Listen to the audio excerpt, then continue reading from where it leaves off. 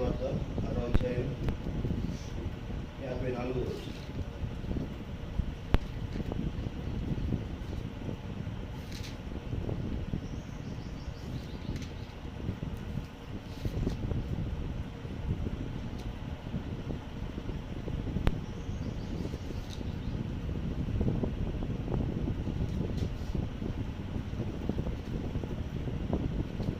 సువార్త 6వ అధ్యాయం 54వ వచనం.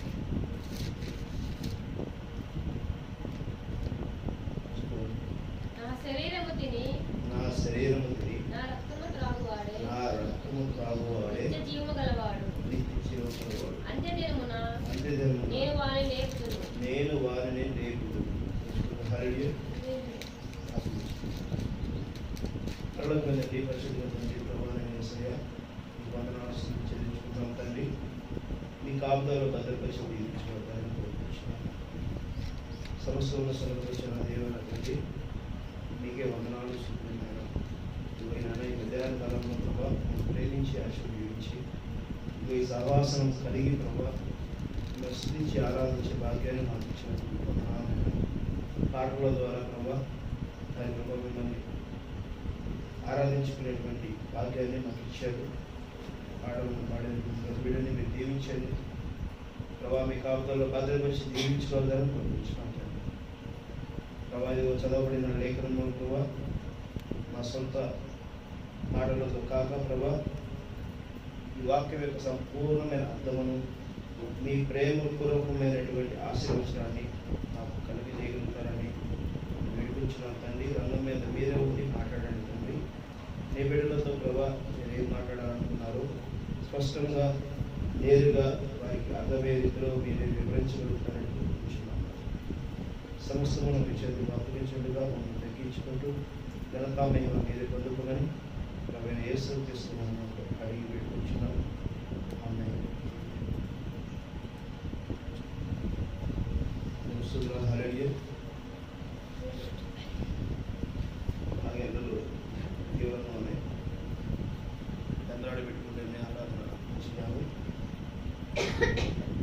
వచ్చే వారం నుంచి ఇంకా ముందు పెట్టుకోవడానికి ప్రయత్నం చేద్దాం. హల్లెలూయా.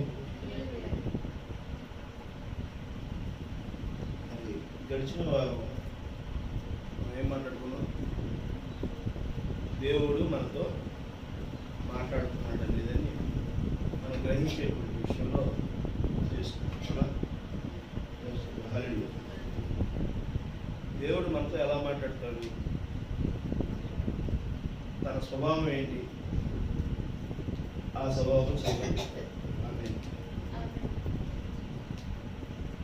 ఇక్కడ చూడండి, నా శరీరము తిని నా రక్తము త్రాగువాడే నిత్య జీవము గలవాడు. ఆమేన్. ఈ మాట ఆయన చెప్తున్నాడు.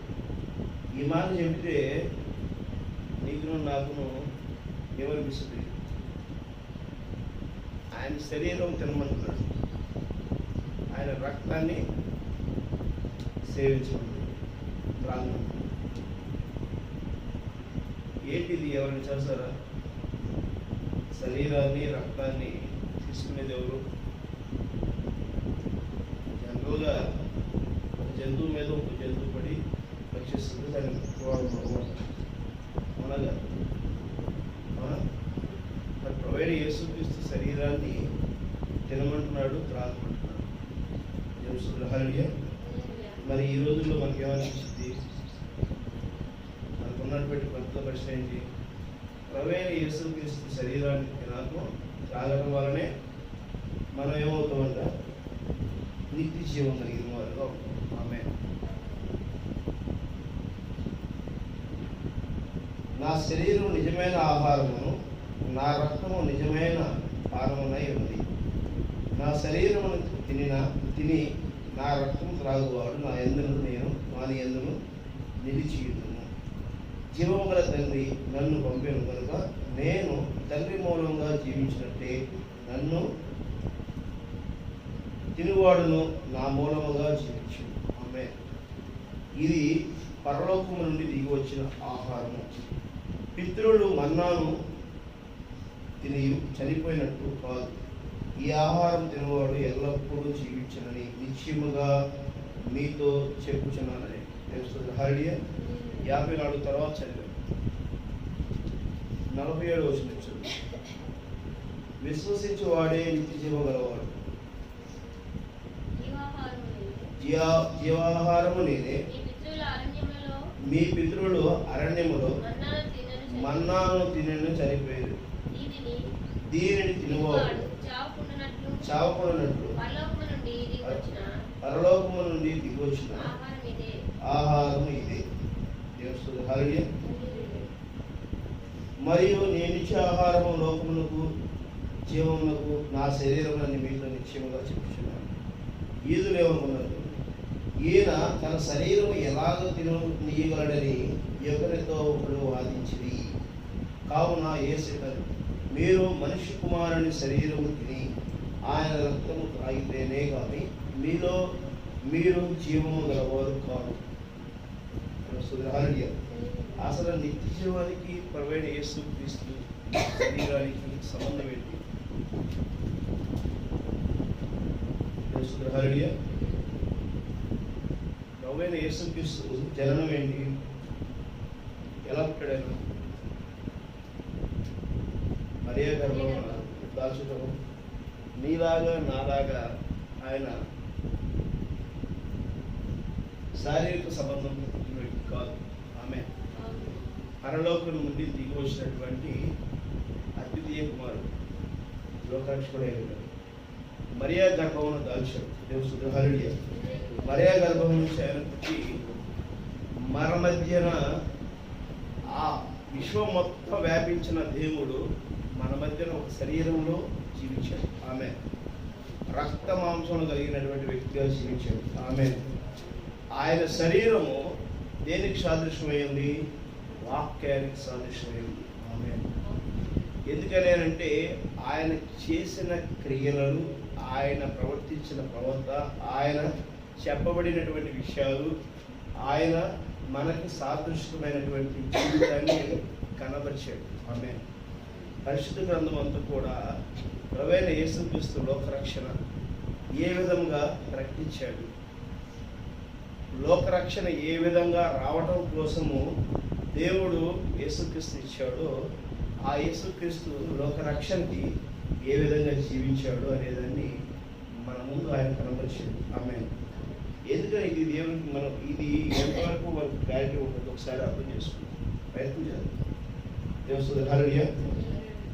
దీంట్లో ఇంకో విషయం, మనకి దేవుడు ఏం చెబుతున్నాడో దానిని మనం గమనించగలుగుతాం. అవునా? ఒక కంపెనీలో ఒక ఎజెండాతో ఒక వ్యక్తి ఒక కంపెనీ స్టార్ట్ చేస్తుంది. దానికి సంబంధించినటువంటి ఆలోచన కలిగినటువంటి వ్యక్తులు కొంతమంది బోర్డ్ ఆఫ్ డైరెక్టర్స్ అందరూ కలిసి ఒక సంస్థని రూపుదిద్దుతారు. అప్పుడు తన బలం పెరుగుతుంది. ఒక్కొక్కరు ఒక్కొక్క పనిని మరి కలిగి ఆ పనిని ఒక్కొక్కరు చేసుకుంటూ వెళ్తున్నప్పుడు ఆ సంస్థ అభివృద్ధి చెందుతుంది. హల్లెలూయా. అవునా కదా? ఇంతనే జరిగేది. అప్పుడు ఎవరైతే ఆలోచన చేసిన వ్యక్తి ఉన్నాడో ఆ ఆలోచన తగిన విధంగానే కొనసాగించబడితేనే ఆ సంస్థ అభివృద్ధి చెంది, లేకపోతే ఏమవుతుంది? నష్టాలు. అంతేనా? ఏ సాఫ్ట్వేర్ కంపెనీ అయినా, ఏ వ్యవస్థ అయినా, ఏ ప్రభుత్వం అయినా, ఏ యొక్క రాజ్యమైనా, ఏ యొక్క పరిస్థితి అయినా కూడా అంతే. ఏ క్రియాత్మకమైన నిర్ణయం కూడా అంతే. ఆ సంస్థలో, ఆ మేనేజ్మెంట్లో, ఆ యొక్క రాజ్యంలో, ఆ యొక్క రాజ్యంకి ఎవరైతే వ్యవస్థాపక పునాది వ్యక్తి ఉన్నారో ఆయన వెంబడించే వాళ్ళు ఉన్నప్పుడే ఆ సంస్థ అభివృద్ధి సాధ్యపడుతుంది. వెంబడించే వాళ్ళు లేకపోతే సాధ్యం కాదు. ఆయన వెళుతుండగా ఆయన కలిగిన లాభాలు వెంబడించే వాళ్ళకే ఇస్తారు. వెంబడించే వాళ్ళు అర్థం చేసుకుంటేనే ఆ సంస్థలో వాళ్ళు కూడా భాగస్వామ్యం కలుగుతారు. లేకపోతే ఏమవుతారు? అసలు అది అర్థం కాకపోతే, ఫోన్ చేసుకోకపోతే, వాళ్ళు ఇమిడింపు చేసుకోకపోతే, వాళ్ళు దాన్ని కలిగి జీవించలేకపోతే మరి ఎందుకు అది ప్రయోజనం ఉండదు. అవునా? అదవుతుందా?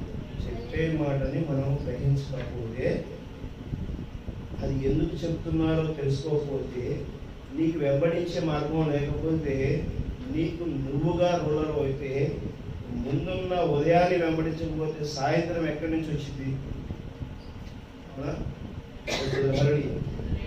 తాత ముత్తాతలను వెంబడించకపోతే నీ తల్లిదండ్రులు ఏమి నీకు నేర్పిస్తారు? నీ తల్లిదండ్రులను నువ్వు వెంబడించకపోతే నువ్వు ఎలాగా నీకు క్రమం తెలిసింది తెలుసుదా? తల్లిదండ్రులను బట్టి పిల్లలు నడవాలి, పిల్లలను బట్టి తల్లిదండ్రులు నడవలేరు కదా. ఎందుకు? పిల్లలకు దారి తెలుసా? పిల్లల తల్లిదండ్రులకు అంది కరటం తెలిసిన వారు, పెంచడం తెలిసిన వారు, వారి అభివృద్ధికి వారికి తెలుసు, ఎలా చేయాలి ఏంటనేది వారికి తెలుసు. అర్థమవుతుందా?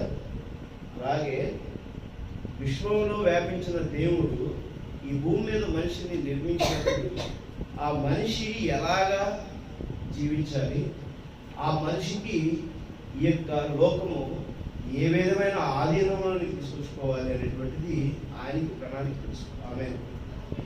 దానిని చేసేందుకు కొంత సమయము, కొంత పరిస్థితులు, కొంత కాలక్రమేమో అనేది కొన్ని ప్రణాళికలు చొప్పున జరగవలసి ఉంది. దేవుడు హల్లెలూయా. అంతేనా? మరి మన మధ్య జరుగుతున్నటువంటి ఉదయ కాలంలో ఎండ తీవ్రత ఎలా ఉంటుంది, మధ్యాహ్నం ఎలా ఉంటుంది, సాయంకాలం కాలక్రమేపున కొన్ని క్రమపద్ధీకరణ జరుగుతుంది. అలాగే వర్షాకాలము, చలికాలము, ఎండాకాలం ఇలా కూడా ఈ క్రమం జరుగుతూ వస్తుంది. మరి ఎక్కడ కూడా ఒక నిర్దిష్టమైనటువంటి స్థానం కలిగి లేదు. కానీ మన ఆలోచనలు అయితే నిర్దిష్టమైన ఆలోచన కలిగి ఉంది. ఏ ఆలోచన కలిగి ఉన్నాయి? ఆస్తి మీద, సంపాదన మీద, మరి ఆధిపత్యం మీద, ఇలాంటివి కలిగి ఉంది. ఇప్పుడు ఒక కంపెనీ రన్ చేసేవాడు తన ఆలోచనలను కోల్పోయాడు, తన ఆలోచనల విషయంలో సక్రమంగా చేయలేకపోయాడు. ఆ కంపెనీ లాస్ అయిపోతే తన జీవితం ఏమైపోతుంది? దేవుడు హల్లెలూయా. మరి దేవుడు కూడా నీ పట్ల, నా పట్ల అదేటువంటి పరిస్థితి కలిగి ఉన్నాడు. ఈ లోకంలో ఉన్నటువంటి వసతుల కల్పన పైన నువ్వు డిపెండ్ అవుతావు. కానీ శాశ్వతమైన దేవుడు నీకు ఒక వసతి ఇచ్చాడు. ఏ వసతి ఇచ్చాడు? నీకు సొంత గృహం ఇచ్చాడు. ఆమె శరీరం అనే సొంత గృహం ఇచ్చాడు. దాంట్లో ఎవరున్నది? జీవాత్మ ఉంటుంది. ఆమె అది సొంత నిత్యమైన జీవాత్మ, శాశ్వతమైనది. నీలో నేను మీతో మాట్లాడుతున్నానన్నా, మీరు నా వైపు చూస్తున్నారన్నా, మీరు ఈరోజు గురించి ఆరాధించడానికి మందిరానికి చేరుకున్నారన్నా, మరి ఎవరైనా గ్రహిస్తున్నారన్నా, అది లోపల ఆత్మ ఉంటే, ఆ ఆత్మ దేనికి లోబడి ఉండాలి? ఆ ఆత్మ దేనికి సంబంధించింది అయి ఉండాలి? దేవుడు హల్లెలూయా.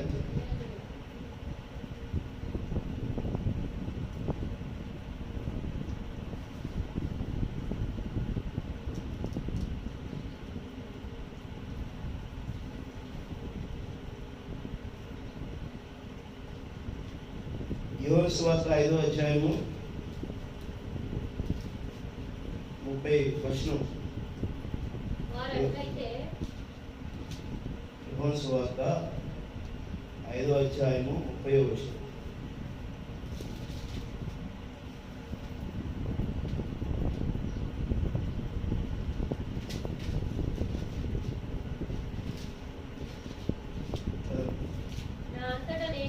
నా అంతటా నేనే ఏమీ చేయలేను. ఒక కార్మికుడు, ఒక ఉద్యోగి తనంతా తాను ఏమీ చేయలేడు. అవునా కదా? దేవుడు హల్లెలూయా.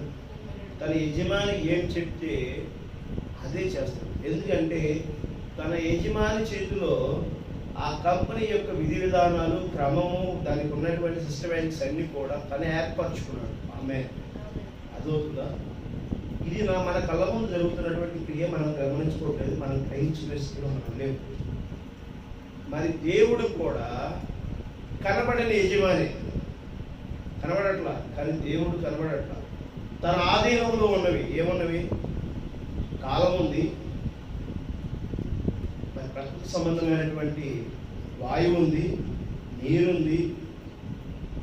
నీకు ఊపిరి పీల్చుకోవడానికి మరి ప్రాణవాయువు వస్తుందనంటే మరి ఆయన ఇచ్చిందే కదా, ఆయన చేతుల్లోనే కదా. ఆ వస్తువు ఆయన చేతుల్లోనే ఉంది. కానీ నువ్వేం చేస్తున్నావు? ఏం చేస్తున్నావు? నీ సొంత ఆలోచన నువ్వు కలిగి ఉన్నావు. ఆమేన్. నీ సొంత ఆలోచన కలిగి ఉన్నావు. ప్రభువైన యేసుక్రీస్తు ఏం చెప్తున్నాడు? నా అంతటా నేనేమీ చేయలేదు. అదవుతుందా? ఆయన అంతటా ఆయన ఏమీ చేయట్లా. ఎక్కడ చేయట్లేదు? ఆయన అద్దె గృహమైనటువంటి యేసు శరీరంలో ఆయన ఏం చేయట్లా. ప్రభువైన యేసుక్రీస్తు యేసు శరీరంలో ఏమి చేయట్లా. మరి నువ్వేం చేస్తున్నావు? నువ్వు చేస్తున్నావా లేదా? మనం ఎక్కడ కోల్పోతున్నావు అర్థమవుతుందా? నీ అంతటా నువ్వు చేస్తున్నావు. ఆయనైతే ఆయన అంతటా ఏమీ చేయలేదు. ఆమేన్. ఆయన అంతటైతే ఆయన ఏమి చేయలే. నీ అంతటా నువ్వు చేస్తున్నావు. ఏం చేస్తున్నావు? నువ్వు నీకు తిండి తినాలని చెప్పాడు. ఉదయకాలం నీకు ఆకలేసింది, నీ శరీరం ఆకలి కోరుకుంటుంది, మధ్యాహ్నం ఆకలి కోరుకుంటుంది, సాయంత్రం ఆకలి కోరుకుంటుంది. నీ బాడీ అలసట కలిగినప్పుడు నిద్ర కలిగి ఉండటానికి కోరుకుంటుంది. ఇది ఆయన చెప్పాడు. దానికి సంబంధించినంత వరకు ఆయన ఏర్పాటు చేస్తాడా లేదా? నీకు చెప్పిన పని ఏంటి? నీకేం పని చెప్పాడు దేవుడు? నిన్ను వల్ల నీ పొరుగు వారిని ప్రేమించాడు. చేస్తున్నావా?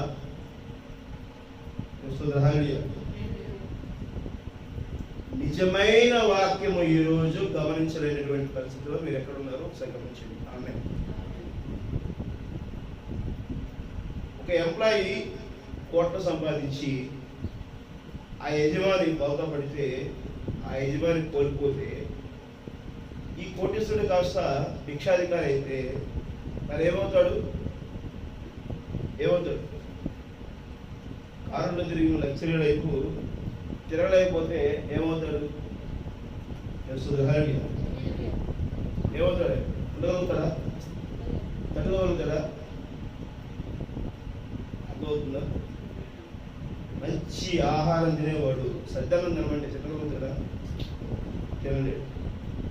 ఈ లోకంలో కలిగేటువంటి ప్రకృతి వైపరీత్యాలు, ఈ లోకంలో జరుగుతున్నటువంటి తీర్పు, ఈ లోకంలో రాబోతున్న సంక్షేమ మరి ఆర్థికమైనటువంటి ఇబ్బందులు, సంక్షోభం, నువ్వేమైపోతావు? ఎదుర్కోగలుగుతావా? నేనైతే ఏమీ చేయలేను ఆయన అంటున్నాడు. మరి నువ్వైతే నేను ఇక్కడ ఆయన నువ్వు తినాలా లేదా? ఆమేన్. ఇప్పుడు ఎవరు తినాలి? నువ్వు నా శరీరం తినమంటాడు కదా. మరి ఈ మాట నువ్వు తింటే నువ్వేం చెయ్యవు కదా. ఆయనని నేనైతే ఏం చేయట్లా. ఆయన దేవుడు ఏం చెప్పాడో అదే చేస్తాడు. ప్రభువైన యేసుక్రీస్తు. మరి ఇక్కడ కూడా నువ్వు యేసుక్రీస్తుని తింటే, యేసుక్రీస్తు అయితే ఏం చేయట్లేదు కదా, సొంతంగా ఏం చేయట్లా. నువ్వు అలానే స్థిరపరచబడాలి. ఆమేన్. నీ మనసు అలానే స్థిరపరచబడాలి. ఆమేన్. దేవుడు ఏం చెప్పాడో అదే నువ్వు చేసేటువంటి దానిపై నువ్వు నిలబడి ఉన్నప్పుడు, స్థిరపడి ఉన్నప్పుడు నువ్వు అది నువ్వు తింటున్నావా? ఏం తింటున్నావు? ప్రభువైన యేసుక్రీస్తు జీవితాన్ని నువ్వు తింటున్నావు. ఆ శరీరం పలకబడినటువంటి విషయాన్ని నువ్వు తింటున్నావు. ఆమేన్. అదవుతుందా? నేను విన్నట్లుగా తీర్పు తీర్చుచున్నాను. ప్రభువైన యేసుక్రీస్తు రాబో విపత్తులు దేవుణ్ణి నువ్వు గుర్తించకపోతే నువ్వు నష్టపోతావు అనే విషయాన్ని చెప్పమని ప్రభువుకి ఆ తండ్రి చెప్తున్నాడు. అదే విషయం ఆయన చెప్పాడు. ఆమేన్. అదవుతుందా? అదే విషయం అపోస్తలుడు పౌలు చెప్పాడు. అదే విషయం ప్రవక్తలు చెప్తున్నారు. అదే విషయము నేటి కాపరులు చెప్పవలసి ఉన్నది. ఆమేన్. కానీ ఏం చెప్తున్నారు మీరు? ఇక్కడ ఏం చెప్తున్నారు? నీకు దేవుడు ఆరోగ్యాన్ని ఇస్తాడు, స్వస్థతలు ఇస్తాడు, ఆర్థికమైనటువంటి పరిపక్వం ఇస్తాడు, నువ్వు గొప్పవాడు అవుతావు, చర్చిలో జరుగుతాయి. దేవుడు ఇవాళ అక్కడ యేసు క్రీస్తే చెప్పాలి ఆ విషయం. నిన్ను స్థిరపరిచాడు. ఆ తండ్రి ఏం చెప్పాడో నువ్వు అదే నడవాలి. అలా నువ్వు ఉన్నప్పుడే పక్షులు ఎలా కేరింతలు పడుతున్నాయో నీవును అలానే ఉన్నావు. ఆమేన్. ఈ సమస్త భూ జంతువులు మానవ రాశికి దాసోహం అయ్యేటువంటి పరిస్థితి మనం కాదు. ఆమేన్. ప్రభువైన యేసు క్రీస్తు దాన్ని కనబరచబడ్డాడు. ఆమేన్. తన సొంత ఇల్లు ఉందా?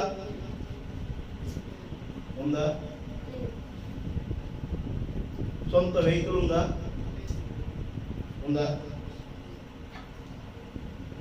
సొంతగా వంటశాల నుండి ఆహారం ఏమైనా భుజించాడా? మరి ఇప్పుడు నీకైతే సొంత ఇల్లు కావాలి, నీకైతే సొంత కారు కావాలి, నీకైతే ఎందుకంటే నువ్వు గనపరచబడాలి, నిన్ను గొప్పగా పిలవాలి, నిన్ను గొప్పగా చూడాలి జనాభా.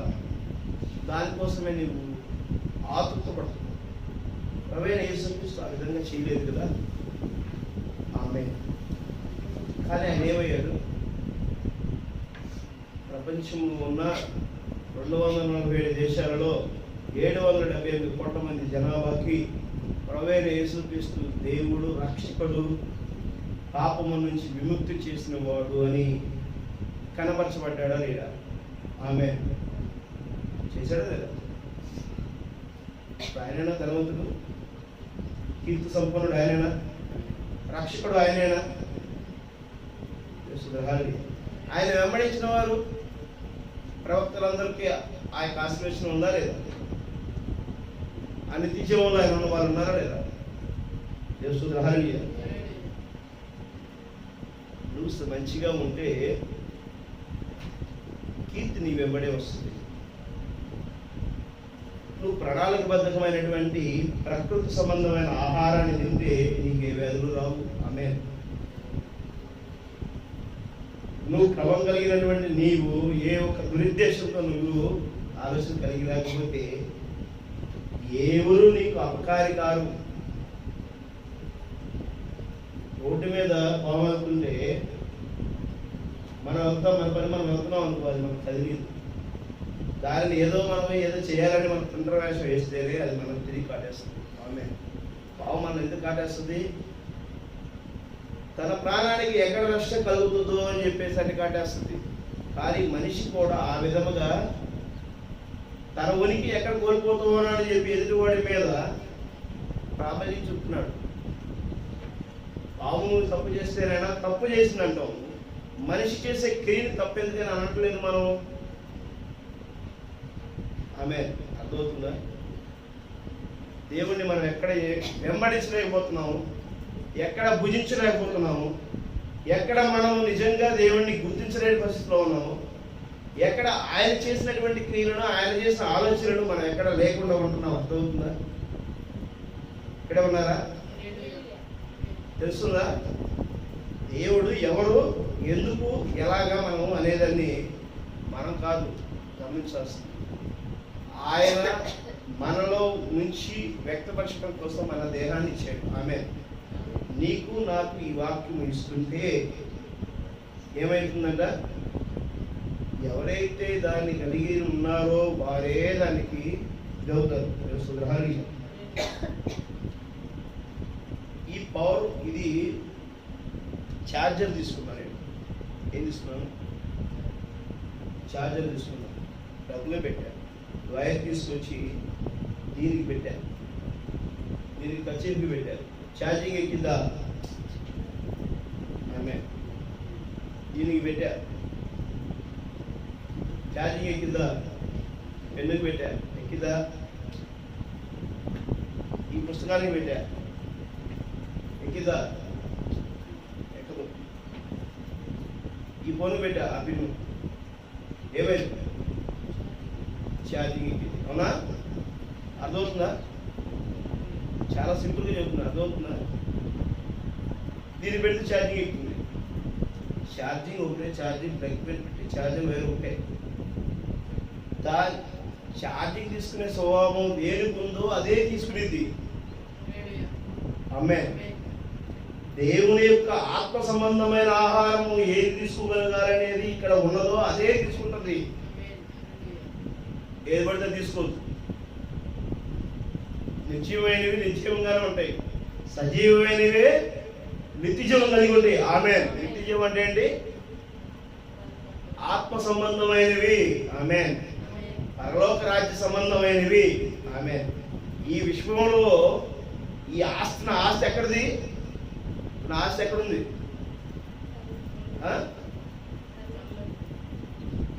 భారతదేశం మీద ఉన్న రూపాయలో ఉన్న ఆస్తి, అమెరికాలో ఉన్న డాలర్లో ఉన్న ఆస్తి, కువైట్లో ఉన్న దినార్లో ఉన్న ఆస్తి, రూబీలో ఉన్న ఆస్తి, ఎక్కడుంది నా ఆస్తి? నా ఆస్తి విశ్వమంతా ఉంది. ఆమేన్. అర్థమవుతుందా? ఆయన ఏం చెప్తున్నాడు అక్కడ?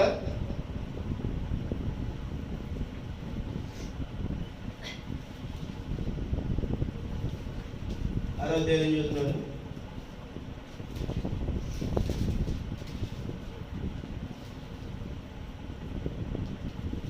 53వ వచనం. కావున యేసు చెప్పాడు, మీరు మనిషి కుమారుని శరీరము తిని ఆయన రక్తము త్రాగితేనే కానీ మీలో మీరు జీవం గలవారు గారు.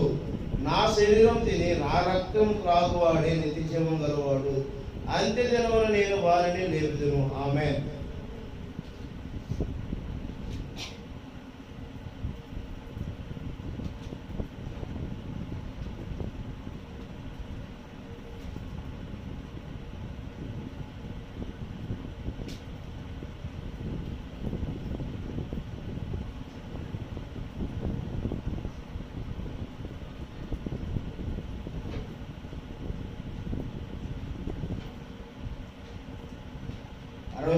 చూడండి. ఆత్మయే జీవింపజేయుచున్నది, శరీరము కేవలం నిష్ప్రయోజనము. ఆమె ఆత్మే జీవింపజేయుచుంది. ఏం చేస్తున్నా సార్? ఆత్మ ఉంటేనే నీ శరీరానికి విలువ. నువ్వు శరీర సంబంధమైనటువంటి ఏసీ పెట్టుకోవడానికి ఏదో ఇష్టపడుతున్నావు, కానీ ఆత్మని నువ్వు ఏం చేయబోతున్నావు? ఆత్మ నువ్వేం చేయబోతున్నావు? ఈ లోక శరీర సంబంధమైనటువంటి ధనాపేక్ష వలన వసతుల కల్పన పైన మోసాన్ని ఆస్వాదిస్తున్నావు, కోపాన్ని ఆస్వాదిస్తున్నావు, దేవుని వ్యతిరేక భావాలైనటువంటివి నువ్వేం చేస్తున్నావు? కుళ్ళు, కుతంత్రం, ద్వేషం, శత్రువుని శత్రుత్వానికి పెంచుకోవటము, దుర్భాషలాడటము, ఇవన్నీ దేవుని స్వభావాలు కావు, శరీర సంబంధమైనటువంటి విషయాలు. ఆమేన్. ఎందుకని? మన్నా తినటువంటి పరిస్థితి కాబట్టి ఈ మన్నా నుంచి తీసినవి ఈ మన్నాలో కలిసిపోయేటువంటివి. ఆమేన్. అర్థమవుతుందా? నువ్వు ఆ రాజ్యానికి సంబంధించినవాడు అయితే, నువ్వు దేవునిలో ఐక్యపరిచినటువంటి వ్యక్తి అయితే, ఈ భూమి మీదకి నువ్వు నీ పరిశుద్ధాత్మ నిన్ను కలిగి ఉన్నట్లయితే, ఆ పరిశుద్ధాత్మతో నువ్వు ఏమవ్వాలి? నిత్య జీవం కలిగినటువంటి పరిస్థితి రావాల్సిందే. కానీ ఈ లోక సంబంధమైన ఆలోచనలు కలిగి ఉంటే ఏమవుతావు? నువ్వు నిష్ప్రయోజనం అయిపోతావు. నేను మీతో చెప్పుచున్న మాటలు ఆత్మ జీవమై ఉన్నవి, కానీ మీలో విశ్వసించిన వారు కొందరు ఉన్నారని వారితో చెప్పు. ఏమన్నారు? మీలో విశ్వసించిన వారు కొందరు ఉన్నారు. ఆమె అర్థమవుతుందా? ఛార్జింగ్ పెడితే ఛార్జింగ్ తీసుకునేవి కొన్ని ఉన్నాయి, ఛార్జింగ్ తీసుకోలేవి కూడా కొన్ని ఉన్నాయి. మందిరంలో మరి సువార్త వినేవారు కొంతమంది ఉన్నారు, వారి సువార్త వినని వారు కొంతమంది ఉన్నారు. ఆయన ఏం చెబుతున్నాడు?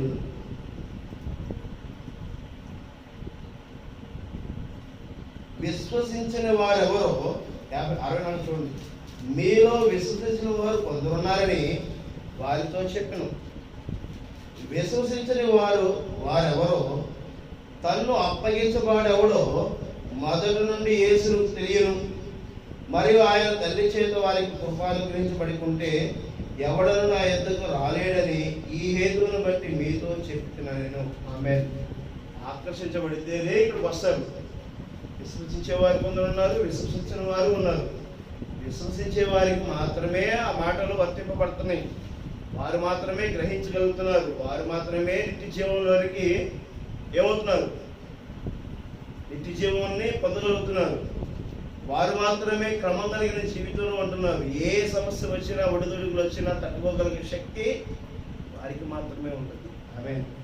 అర్థమవుతుందా? ఇటీవల కాలంలో కరోనా వచ్చింది. కరోనాలో మరి ఇతర దేశాలు అల్లపురాలు అయిపోయాయి.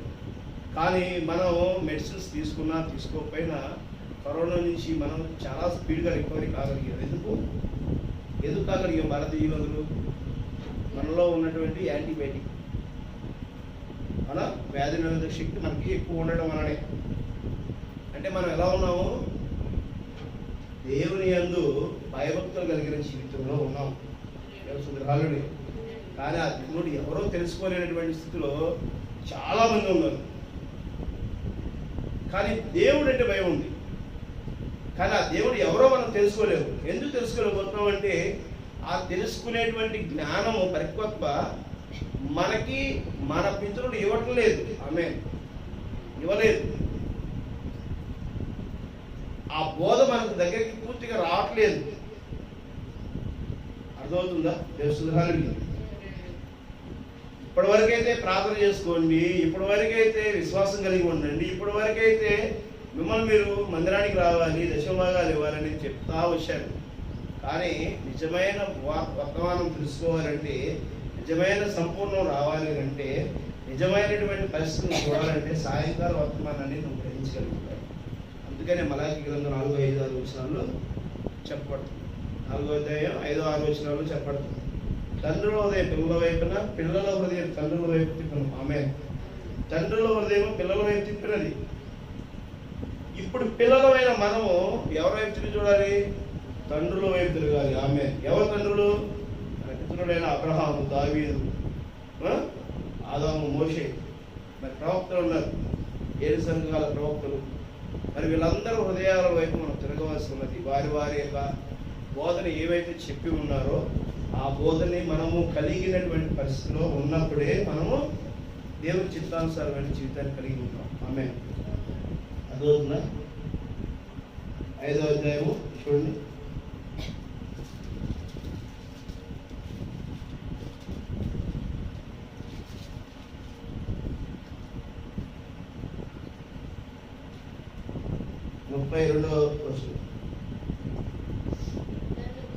నన్ను గూర్చి సాక్ష్యమిచ్చు వేరొకడు గలడు. ఆయన నన్ను గూర్చి ఇచ్చు సాక్ష్యము సత్యమని ఎరుగుదును. దేవసుగ్రహాలు. ఎవరు ఇది సాక్ష్యం ఇచ్చేది? ఎవరు? ప్రవేణ యేసుక్రీస్తుకి సాక్ష్యం ఇస్తుంది యెహోవా. ఆమేన్. ఆయన చెప్తున్నాడు, నన్ను గూర్చి సాక్ష్యం ఇచ్చేది ఎవరు ఉన్నారు, అది సత్యం అవుతుందని అంటున్నాడు. దేవసుగ్రహాలు. మరి అది మీరు ఎరగతారు. యెహోవా చెప్పిన సాక్ష్యము, నువ్వు చూసిన సాక్ష్యాన్ని చెప్తున్నదని నువ్వు గ్రహించగలిగి వెంబడించగలిగితే నువ్వు గమనిస్తావు. నేను 3వ రోజు నిద్రలేస్తాను, 3వ రోజు నా ఎత్తబాటు ఉంటుంది, నా శరీరం మీకు కనబడదు, నేను మరణాన్ని జయించి మళ్ళా మీ మధ్యకి వస్తాను అని చెప్పేశారు. అంటే అది చూసిన వాళ్ళు ముందుగా చెప్పారు. ఆమేన్. మరి యెహోవా ముందుగా చెప్తున్నాడు, ఆయనే లోకరక్షకుడు, ఆయనే లోకరక్షకుడు అని 12 మంది శిష్యులు చెప్తున్నారు. మిగిలిన వాళ్ళు గమనించలేదు. ఆయన కలవశిలువలో వేశారు. కలవశిలువలో వేసిన తర్వాత, కలవశిలువకి అప్పగింపబడిన తర్వాత, ఆయనని మృతి చెందిన తర్వాత ఆయన చెప్పిన మాట వాస్తవం అని చెప్పేశారు. పేతురు పరిగెత్తుకుంటూ వెళ్ళి చూశాడు. మర్యాద వాళ్ళు చూశారు. మరి తన శిష్యులందరూ చూశారు. అవును, ఆయన చెప్పినది ఇది నెరవేర్చబడింది కాబట్టి, ఆయన ఈ లోకానికి అప్పగింపబడ్డాడు కాబట్టి, ఈ మూల్యం చెల్లించబడింది కాబట్టి, ఆయన శరీరం ద్వారా మనం చెల్లించబడింది కాబట్టి, ఆయన యొక్క ఆలోచనలు ఎక్కడివి అంట? ఆయన సొంతవి కాదు, ఆ పరలోక రాజ్యం సంబంధించినటువంటివి ఇక్కడ అప్పగింపబడింది కాబట్టి, మూల్యం చెల్లించాడు కాబట్టి, ఆయన ఏదైతే నిక్కచ్చిగా జీవించాడో ఆ జీవితాన్ని మనం ప్రపంచానికి చెప్పాలి. ఆ యొక్క రక్త సంబంధమైనటువంటి వారసులు మనమేననేటువంటి దాన్ని మనం చెప్పాలి. అది గ్రహించగలిగే వాళ్ళు ప్రపంచంలో ఉన్నారు, వారికి మనము వ్యక్తపరచాలి అనేటువంటి దేవుడు చెప్పినటువంటి విషయము, ప్రవీణేశ్వరుడు చెప్పినటువంటి విషయాన్ని మోసుకొని వాళ్ళు ఆ ఆత్మతో, ఆ యొక్క పరిశుద్ధితో, ఆ యొక్క నీతితో, ఆ యొక్క యథార్థతో ప్రపంచం నలుముకొని దిక్కులకి వెళ్ళారు. తూర్పు, ఉత్తరం, దక్షిణ పరమటం దేశానికి వెళ్ళారు, ఇజ్రాయెల్ దేశం నుంచి. ఆమేన్. ఇజ్రాయెల్లో ఆయన సిలువేసిన గాడి నుంచి బయలుదేరి వచ్చిన వాళ్ళలో ఒక వ్యక్తి మన భారతదేశానికి వచ్చాడు. ఆమేన్. ఆయన తోమా. ఆ తోమా గారు మనకి అపొస్తలుల పరిచర్యని మనకి మధ్య తీసుకొచ్చాడు. ఆ పరిచర్య అయిపోయినది మరి తిరిగి ప్రాణికి 7 సంవత్సరాలు జరగవలసి ఉన్నది. ఆ అపొస్తలుల పరిచర్య మనం గమనించుకోవడానికి అది సంపూర్ణమైన వర్తమానం ఈ రోజు మన దగ్గరకు వచ్చింది. ఆమేన్. అది చివరి కాల ప్రవక్త బ్రహ్మము మన మధ్యకి తీసుకొచ్చినటువంటి సంపూర్ణమైన వర్తమానం ఇది. ఆమేన్. ఈ వర్తమానాన్ని మనం గ్రహించి అలా జీవించగలిగి ఉండాలి. ఎలా జీవించగలిగి ఉండాలి? ఆశలకు, మరి ఈ లోక స్థితిగతుల కోసము, ఈ లోక స్థానాల కోసము, ఈ లోక ఆధిపత్యాల కోసము, ఈ లోకంలో మెహర్బానీ కోసము మనం జీవించేవారి కాదు. కానీ ఆ తండ్రి ఏం చెప్పాడో, ఆ ప్రభువైన యేసుక్రీస్తు ఏ జీవితాన్ని కలిగి ఉన్నాడో మనమును ఆ విధమైనటువంటి జీవితాన్ని కలిగి ఉండాలి. దేవుని ఈ లోక సంబంధమైనటువంటి కొన్ని వసతులు మనకి ఉండొచ్చు, దేవుని కృపను బట్టి వచ్చింది. వాటికి మనం బానిసలవి, వాటితోనే మనం ఇదేనని, మనం వాటి వలన గొప్పవారు అయిపోయామని, లేకపోతే వాటితోనే మనం ఏదో ఉన్నామని అనుకుంటే మన భ్రమ. దేవుని లోక సంబంధమైనటువంటి పరిస్థితుల్లో కొన్ని దేవుడు మనకు వసతులు ఇస్తుంది, కానీ వాటితో మనము గొప్పగా, పరిశుద్ధాత్మతో మనం గొప్ప అవుతున్నాం. ఆమేన్. పరిశుద్ధాత్మ మన వెంటనే ఉండాలంటే ప్రేమపరమైన జీవితంలో మనం ఉండాలి, తగ్గింపు కలిగిన జీవితంలో ఉండాలి, వాక్యం ఏం చెప్పబడుతుందో మనం గ్రహించగలిగి ఉండాలి. ఆ యొక్క స్థితిగతిలో మనం ఉండగలిగితేనే మనం ముందుకెళ్ళగలుగుతాం. తెలుసు. మీకు అర్థమయ్యే రీతిలో చెప్పడం కోసం ఒక వాక్యం తీసుకుని వివరించుకుంటూ దేవుడికి మేము మనకి చూపించాం. మరి ఈ లోకంలో జరుగుతున్నటువంటి పరిణామాలు చాలా దారుణంగా వచ్చాయి. ఈ గడియలో, ఈ చివరి కాలంలో జరుగుతున్నటువంటి పరిస్థితుల్లో ఏ క్షణం ఏం జరుగుతుందో తెలియదు. కాబట్టి మన స్థిరత్వం కలిగినటువంటి పరిస్థితులు, జాగ్రత్త కలిగినటువంటి, యామరపాటు లేనటువంటి జీవితంలో, దేవునికి లోబడిన జీవితంలో, దేవుని గణపరిచే జీవితంలో, దేవునికి మొరపెట్టే జీవితంలో, దేవుని పట్ల ప్రేమనురాగం కలిగిన జీవితంలో, కృతజ్ఞతాస్తుతులు చెల్లించే జీవితంలో మనం ఉండాలి. ఆమేన్. అలాంటి పరిస్థితులు మనం లేకపోతే, ఆ యొక్క స్థితిని మనం గమనించుకోలేకపోతే, మన ప్రార్థనాపూర్వకమైన జీవితంలో మనం లేకపోతే ఎలాగ? తెల్లవారు రోజు జామునేసి ప్రార్థన చేసుకోవాలి, దేవుడికి తగ్గింపు కలిగి ఉండాలి. ఈ రోజు ఏం జరగబోతుందో ప్రభువా, ఈ క్రియలో మరి ఏ పరిస్థితులు రాబోతున్నాయో, ఏ విపత్తులో నేను ఉండబోతున్నానో మరి నన్ను తప్పించి ప్రభువా, నన్ను మరి సరిచేయి ప్రభువా, సరిచేయని చెప్పేసి అని వేడుకునేస్తున్నాను. నేను తెలుసు. ఈ సందర్భంగా ఒక విషయం చెప్తాను, చిన్న సాక్ష్యం గొప్ప సాక్ష్యమే చెప్తాను. దేవుడు. ఎందుకంటే గడిచిన 2 రోజుల క్రితం కారు రిపేర్ కోసం గుంటూరులో కారు ఇచ్చేసి వచ్చాను. వస్తా మెకానిక్ షెడ్లో ఒక బ్రేకులు పడిన బండి, ఎక్సెటర్ రేజ్ అయితే మరి డౌన్ కాని బండి, ఏ పార్ట్ ఎప్పుడు ఉడిపోయి జరిగినటువంటి బండి ఆ దగ్గర మెకానిక్లు ఇచ్చారు.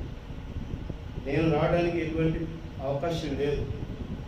నైట్ 2 గంటలు, తెల్లవారుజామున 2 గంటల టైంలో అప్పుడు బండి రిపేర్ అయిపోయింది. నైట్ చేయించుకుని రావాలని ఉద్దేశంతో అప్పుడు దాకా కూర్చోబెట్టి చేయించాను. బండి అంతా రిపేర్ అయిపోయి చక్కగా స్టార్ట్ చేసుకున్నాం. స్టార్ట్ అయింది, రైలుకి వెళ్ళి వచ్చారు. లైట్లు పడట్లా, హెడ్ లైట్లు వైరు కనెక్షన్ ఇవ్వలేదు, బ్యాటరీ నుంచి హెడ్ లైట్ వైరు కనెక్షన్ ఇవ్వకపోవడంతో మరలా వచ్చి శనిగారు బండి పెట్టి ఆయన హెడ్ లైట్ కనెక్షన్ ఇచ్చే క్రమంలో ఆ బ్యాటరీని ఎడబడినట్టుగా నైట్ కదా, ఎండాకాలం తప్పించి కాకుండా పొద్దున్న పనిచేసే చివరకు మెకానిక్లో అటు ఇటు లాగేసరికి చేసిన పని అంతా వ్యర్థమైపోయి ఏమైంది, ఒక రిలే ఏదో కొట్టేసి సెల్ఫ్ కొడితే బండి స్టార్ట్ కావట్లేదు. హెడ్ లైట్ వెళ్తున్నాయి వల్ల సెల్ఫ్ కొడితే బండి స్టార్ట్ అవ్వట్లేదు. ఇంక ఎలా చేయాలనేది రకరకాల ప్రయత్నం చేశారు. ఏ ప్రయత్నం చేసినా వాళ్ళకి సాధ్యం కాల. 4-5 మేస్త్రులు కూడా చేసేది కాల. దాని డాక్టర్ కావాలి, స్పెషలిస్ట్ ఎవరు, ఎలక్ట్రీషియన్ కావాలి. ఆ ఎలక్ట్రీషియన్ ఆ టైంలో లేడు. మెకానిక్ దగ్గర కదా మనం ఇచ్చింది. మెకానిక్ వేరు, ఎలక్ట్రికల్ వేరు. మరి ఎలక్ట్రికల్ లేకపోతే ఏం చేస్తాడు? ఆ మేస్త్రి లేనప్పుడు మనం ఏం చేయగలుగుతామండి? ఇప్పుడు నైట్ అయిపోయింది కదా, పగలైదు కదా వాళ్ళని చూపించి ఇచ్చేవాళ్ళు. నైట్ కాబట్టి ఇక తెల్లారే రండి, అట్లా వెళ్ళి మీరు రండి, లేకపోతే పేరు. సరే ఎట్లాగా ఈ నైట్ వెళ్ళడం, మరి బాపట్ల వెళ్ళాలంటే మరి నాకు బస్సులు ఉండవు, ట్రైన్లు లేవు, ఏమి లేవు, ఎట్లాగా అని చెప్తే ఒక కారు ఒకటి 800 కారు ఒకటి తీసుకెళ్ళాను. కానీ అది రిపేర్కి వచ్చిందండి. ఏ క్షణం బండి ఆగితే ఏమో తెలియదు. మళ్ళీ ఆ బండి వేసి చూస్తే లేనిపోయిన ఇబ్బంది నాకెందుకు వచ్చింది కూడా. మళ్ళీ అదేమైంది అనుకో, దానికి మళ్ళీ ఇప్పుడు అదే అసలే ఆ బండి పాడై వచ్చింది చెట్టుకి. ఆ కారణం చూస్తే మరలా మన మీద నెత్తి మీద వేస్తే మళ్ళీ మన గాడి ఇబ్బంది పడుతుంది చెప్పి నా బుద్ధిలో బాబా కానీ చెప్పాను. సరే బైక్ ఒకటి ఇచ్చారు. ఆ బైక్ బ్రేకులు పడట్లా, ఎక్సలెటర్ ఇస్తే రేంజ్ చేస్తే అది కంట్రోల్ కాదు. కనీసం 20-30 స్పీడ్ మీద వెళ్ళినా కూడా కంట్రోల్ కాదు. ఒక విషయం ఏంటి తెలుసా, గుంటూరు నుంచి బాపట్ల దాకా ఫ్రంట్ టైర్లో గాలి లేకుండా వచ్చింది. దేవుడు కేవలం ముగ్గురు రావాలి. ఒక వ్యక్తి అనుకోకుండా బుడపడ దగ్గర ఈదాదని అయితే సిలిండర్లో వ్యాన్ వస్తుంటే అతను అడిగాం, బాపట్ల దాకా తీసుకురండి అంటే బాపట్ల వెళ్తున్నాం రండి. సరే ఒక మనిషిని ఎక్కిచ్చేస్తారు, ఇద్దరం కలిసి బండి మీద వస్తుంది. ఆ టైర్ అటు పోతుంది, ఇటు పోతుంది, అసలు బండి కంట్రోల్ కాదు, ఎక్సెప్ట్ ఇస్తే బండి డౌన్ అవుతుంది. సరే ట్రాఫిక్ లేదు కాబట్టి ఎంత కొట్టి బాపట్ల చేరుకున్నాం. తెల్లవారుజాము 5:40 వచ్చాం. మరలా మధ్యాహ్నం, మరుసటి రోజు మధ్యాహ్నం అది రిపేర్ అయిపోయిందని చెప్పి నాకు ఫోన్ చేసిన తర్వాత ఈ బండి వేసుకుని వెళ్తున్నాను. వెళ్ళేంతసేపు బాగానే ఉంది. గుడంపాడు దగ్గరికి వెళ్ళిన తర్వాత ట్రాఫిక్ 2 కిలోమీటర్ల దూరం ట్రాఫిక్ ఆగిపోయింది. ఆ ట్రాఫిక్లో అటుకొని వెళ్తుంది. ఒక 20-30 కొంచెం స్పీడ్లో బండి ఉంది. షెన్నకు లారీ వెళ్ళేవాడు ఆగిపోయింది. నా బండి బ్రేకులు పట్టి అటువైపు కారు ఉంది, ఇటువైపు ఆటో ఉంది, ఎదురు లారీ ఉంది. వెళ్ళి కొడితే రాడ్లన్నీ మొహం మీద కొట్టుకుంటే ఏం జరుగుతుంది? బండి అయినా బ్రేక్ ఆగట్లేదు. యాక్సిడెంట్ డౌన్ చేస్తే యాక్సిడెంట్ డౌన్ ఉంటుంది. ఇప్పుడు ఏం చేయాలి? ఎంత పెద్ద ప్రమాదం ఇద్దరున్నా బండి మీద. బండి ఆగట్లేదు, వెళ్ళిపోతుంది. 2 కాళ్ళు ముందు పెట్టి కొంచెం దడ అనుకుంటా కాళ్ళు బండి ఆగిద్దా? కేవలం దేవుని కృప బట్టి అలా దగ్గరికి వెళ్ళి బండి ఆగింది. ఇంకా ఆమె దేవుడు హల్లెలూయా. అది మనం ప్రార్థనాపూర్వకంగా ఉన్నాం కాబట్టి మనకు అది సాధ్యమైంది. ఇందాక ఒక ఇస్త్రీ పెట్టి ఓపెన్ చేశాను. ఆ ఇస్త్రీ పెట్టి వాటర్ అయిపోతుంది, వాటర్ స్ప్రే చేసే ఇస్త్రీ పెట్టి అది చేస్తుంటే వాటర్ అయిపోసి చేద్దాం అనుకున్నాను. స్విచ్ చేసిన వస్తువు ఏదో కొత్తది స్టార్ట్ చేసేటప్పుడు యేసుక్రీస్తు ప్రార్థన చేసుకుని ప్రతిష్ఠించుకుని వాడుకుంటాం. ఆయన కొట్టు చెప్పిన ఆయన ఏ విధమైన ఆశీర్వదిస్తే దాన్ని బట్టి చేసుకుంటాం. అది నేను స్టార్ట్ చేసేటప్పుడు ప్రార్థన చేయాలని మనసు కనిపిస్తానంది. గబాన సంజయ్ స్విచ్ చేసి సరే ప్రభా నీవు ఈ చిత్తం ప్రభా అని చెప్పేసి అనుకున్నాను. ప్రార్థన ఏం చేయలేదు కానీ దేవుని చూసుకున్నాను. మెసేజ్ చేస్తాను. ప్యాంటు సపక్కన ఎత్తుకుపోయింది, ప్యాంట్ కలిపి. అంటే దేవుడి నామంలో మనం ఆశీర్వచనాన్ని మనం ముందు హృదయపూర్వకమైనటువంటి కృతజ్ఞాస్తులు ప్రార్థన కోరుకుంటే అలాగ రక్షించబడతాం. దేవుడి నామంలో మనము లేక మన సొంత ఆలోచనలు సొంత క్రిందతో మనం ముందే ఎలా నష్టపోతాం అనేటువంటిది నాకు ఈ 2-3 రోజులు జరిగినటువంటి నిదర్శనం. ప్రతి వ్యక్తికి అలానే ఉంటుంది. కాబట్టి దేవుని రెక్కల చాటును భద్రపరిచేటువంటి జీవితాన్ని మనం కలిగి ఉండటం కోసం ప్రార్థన అత్యవసరం. ప్రార్థన అంత కలిగి ఉండాలి.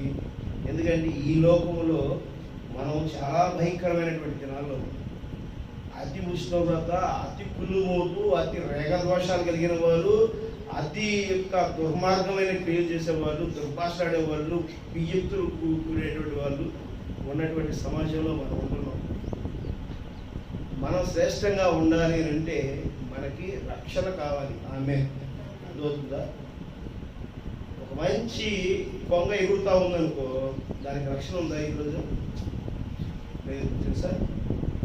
పక్షి ఋతు ఉందనుకో, పక్షులు ఉందా?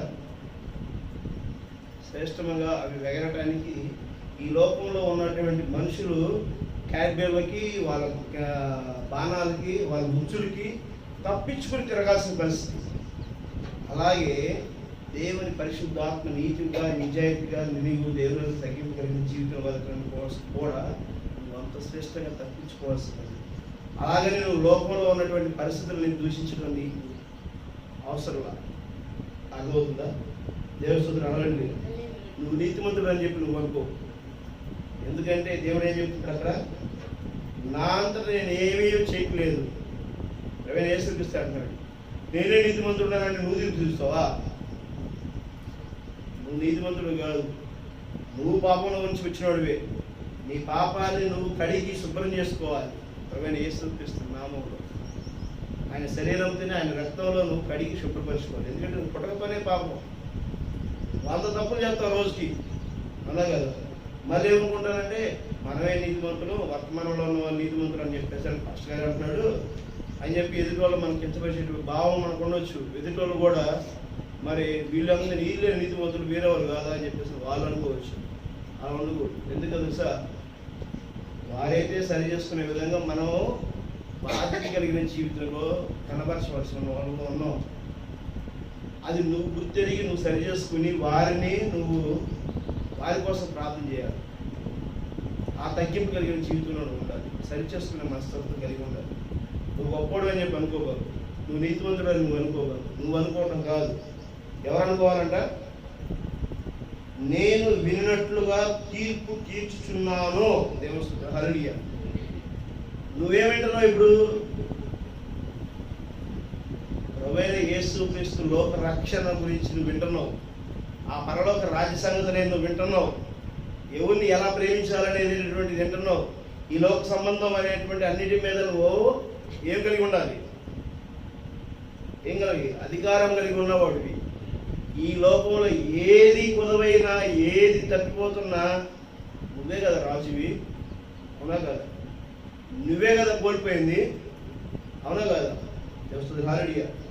ఎవరు ఏ ఒక్క పరిస్థితులని వ్యతిరేక భావంగా నీవు ఉన్నారు అని అంటే అది కేవలం నీ లోపమే ఉండాలనేటువంటి పరిస్థితులు ఉండాలి. ఆమె అందుకనే అంత శ్రేష్టమైన జీవితాన్ని ప్రభువైన యేసుక్రీస్తు మరి జీవించాడు. ఆయన శరీరంలో ప్రవక్తలు అలా ఉన్నారు కఠినంగా. ప్రవక్త ఎంతో కఠినంగా ఉన్నాడు. ఆయన ట్రస్టీలు కొన్ని లక్షల కోట్లు ఉన్నాయి ఈరోజు.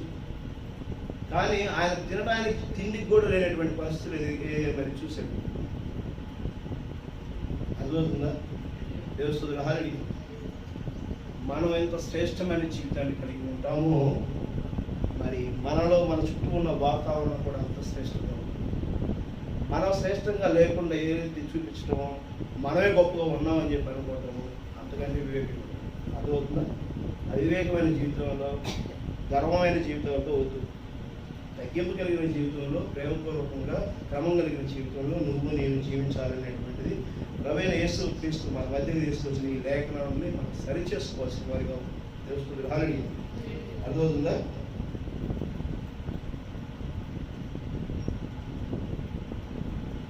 ఆరో అధ్యాయము, యోహాను సువార్త 6వ అధ్యాయము 15వ వచనం చూడండి. రాజుగా చేయుటకు వారు వచ్చి తన్ను బలవంతముగా పట్టుకొనబోచున్నారని యేసు ఎదిగి మరలా కొండకు ఒంటరిగా వెళ్ళిను. సాయంకాలం అయినప్పుడు ఆయన శిష్యులు సముద్రమునొద్దకు వెళ్ళి దోణి ఎక్కి సముద్రపు తద్దనున్న కపెర్నహూమునకు పోచుడిరి. అంతలో చీకటాయను గాని యేసు వారి ఎద్దకు ఇంకనూ రాలేదు.